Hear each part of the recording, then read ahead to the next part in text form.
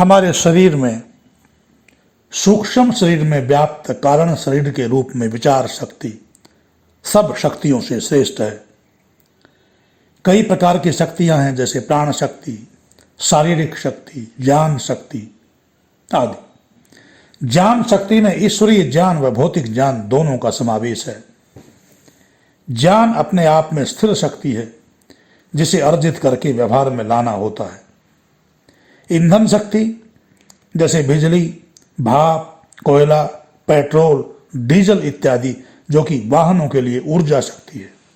ऐसी कई प्रकार की शक्तियां हैं, लेकिन इन सब में विचार शक्ति सब शक्तियों से ऊपर है, जो कि सबका नियमन करती है, नियंत्रण करती है।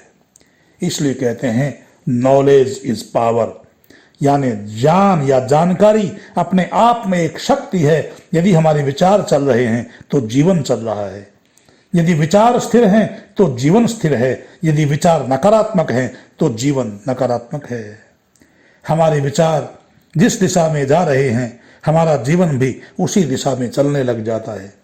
जहां तक कर्म का प्रश्न है, कर्म या विचार निरंतर चलता रहता है, जैसे फल प्राप्त करना, तत्पश्चात उस फल को बनाए रखना, फल का उपभोग करना तथा फल में वृद्धि करना। कर्म या विचार कभी नहीं थमते। कभी कभी हम कहते हैं कि फलाना व्यक्ति कुछ करता नहीं है, सारे दिन घर में बैठा रहता है, लेकिन ये हमारी भूल है।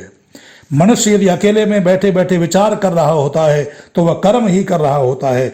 निर्विचार होना यानी विषय से रहित होने को ध्यान की अवस्था कहते हैं। उस अवस्था में जीवात्मा शक्तियों का संचय कर रहा होता है। फिर उन शक्तियों को किस रूप में प्रयोग करना है, ये जीवात्मा के हाथ में होता है। इति ओम। सब्सक्राइब कर लें ताकि नई नई ज्ञान की बातें आपको नियमित प्राप्त होती रहें। धन्यवाद।